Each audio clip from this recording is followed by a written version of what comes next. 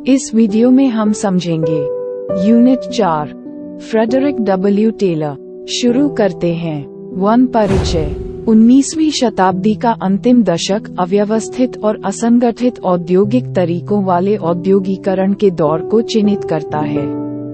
इस दौरान औद्योगिक पद्धतियों में दक्षता बढ़ाने के लिए व्यवस्थित अध्ययन का अभाव था, जिससे पर्यवेक्षकों और प्रबंधकों में बेचैनी पैदा हो गई। इसके जवाब में संगठन का शास्त्रीय दृष्टिकोण सामने आया, जिसका लक्ष्य प्रक्रियाओं को सुव्यवस्थित करना और लागत प्रभावी तरीकों के माध्यम से अधिकतम उत्पादन प्राप्त करना है। शास्त्रीय सिद्धांत की 2 धाराएं अस्तित्व में थीं, जिनमें एफ.डब्ल्यू.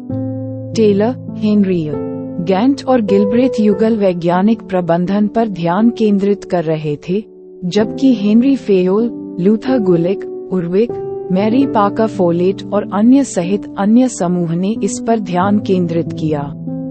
प्रबंधकीय सिद्धांत 2 एफ.डब्ल्यू. टेलर, एक प्रोफाइल।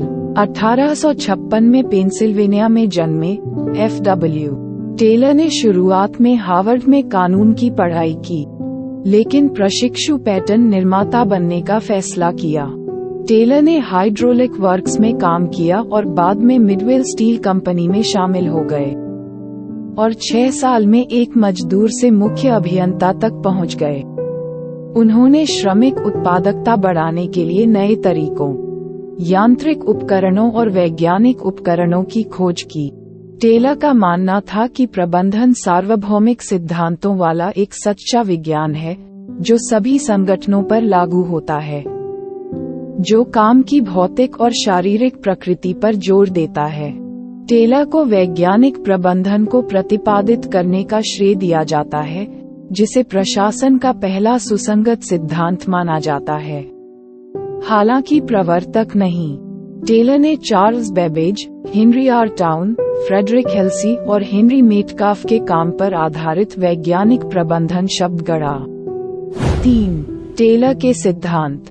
टेलर ने 26 वर्षों के कार्य और प्रयोगों से प्राप्त वैज्ञानिक प्रबंधन के 4 बुनियादी सिद्धांत प्रदान किए।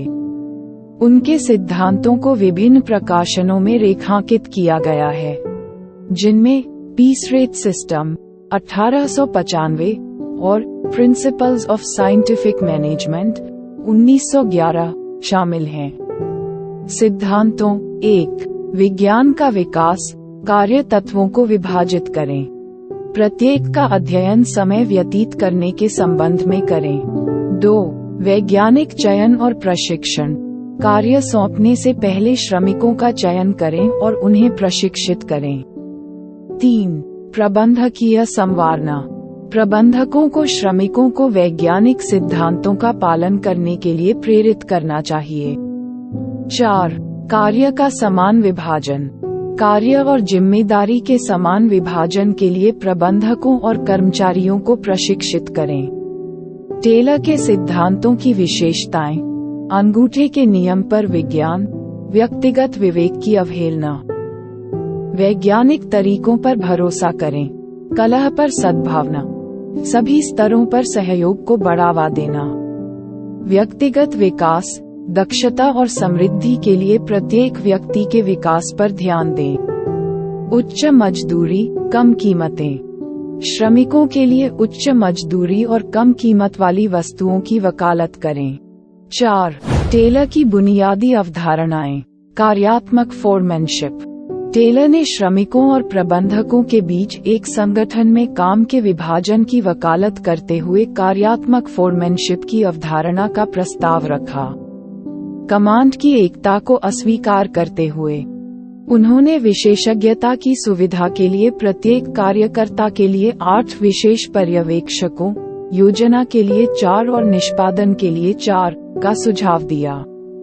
योजना मालिकों में ऑर्डर ऑफ वर्क और root clerk, instruction card clerk, time and cost clerk और शॉप डिसिप्लिनरी शामिल थे। निष्पादन मालिकों में gang boss, speed boss, inspector और रिपेयर बॉस शामिल थे।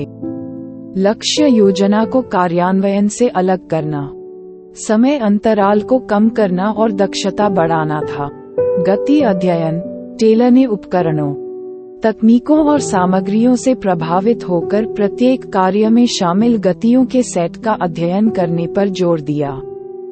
इसका उद्देश्य कार्य पद्धति का विश्लेषण और अनुकूलन करके कार्य करने का एक सर्वोत्तम तरीका खोजना था। अध्ययन समय, टेलर ने किसी विशिष्ट कार्य को पूरा करने के लिए आवश्यक मानक समय निर्धारित करने के लिए समय अध्ययन किया। इसका उद्देश्य मानकीकृत समापन समय स्थापित करके दैनिक तकनीक योजना को सुविधाजनक बनाना था। विभेदक टुकड़ा दर प्रणाली, टेलर ने समय और गति अध्ययन के आधार पर एक वेतन भुगतान योजना का प्रस्ताव रखा। श्रमिकों को उत्पादित टुकड़ों की संख्या के अनुसार भुगतान किया जाता था, जिसमें मानक से नीचे, मानक तक और मानक से ऊपर जैसे वर्गीकरण होते थे। कार्यकुशलता बनाए रखने के लिए अनिच्छुक या असमर्थ श्रमिकों को हटाने पर जोर दिया गया।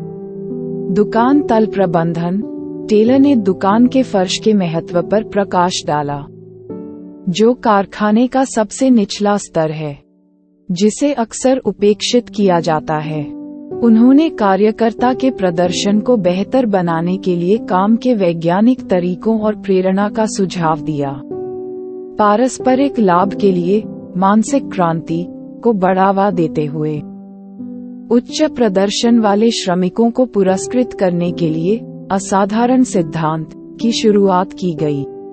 सोल्डरिंग, टेलर ने श्रमिकों की काम से बचने की प्रवृत्ति की पहचान की, जिसे सोल्डरिंग कहा गया। प्राकृतिक सोल्डरिंग, व्यक्तिगत कारक और व्यवस्थित सोल्डरिंग, संगठनात्मक और सामाजिक कारक में वर्गीकृत। पर्यवेक्षक की अपेक्षाओं को कम रखने के एक तरीके के रूप में मान्यता प्राप्त। अन्य तकनीकें, टेलर ने वैज्ञानिक प्रबंधन का समर्थन करने के लिए अतिरिक्त तकनीकों का विकास किया, जिसमें उपकरणों का मानकीकरण, योजना कोशिकाओं की स्थापना, आधुनिक लागत प्रणाली और समय बचाने वाली तकनीकों का उपयोग शामिल है। 5. टेलर का वैज्ञानिक प्रबंधन, एक मूल्यांकन, सकारात्मक पहलुओं, उत्पादन प्रक्रियाओं में सुधार और दक्षता बढ़ाने में सफल। एच.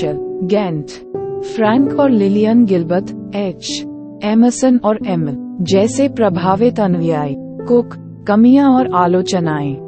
संगठन के भीतर उपेक्षित मनोवैज्ञानिक और समाजशास्त्रीय चर, व्यक्तिगत रचनात्मकता और अन्य गैर आर्थिक कारकों की अनदेखी करते हुए प्रेरणा की आर्थिक प्रकृति पर जोर दिया गया। समन्वय, प्रतिनिधिमंडल और विकेंद्रीकरण जैसे महत्वपूर्ण संरचनात्मक सिद्धांतों की अनदेखी की गई। श्रमिकों को भ्रमित करने के लिए योजना और कार्यान्वयन के बीच विरोधाभास की आलोचना की गई। ट्रेड यूनियनों को कथित खतरों और बढ़ते कार्यभार के कारण यूनियन नेताओं और प्रबंधकों के विरोध का सामना करना पड़ा। आपको इस वीडियो के नोट्स pmkclasses.blogspot.com पर मिलेंगे। लिंक विवरण बॉक्स में दिया जाएगा, कृपया इसे देखें। धन्यवाद।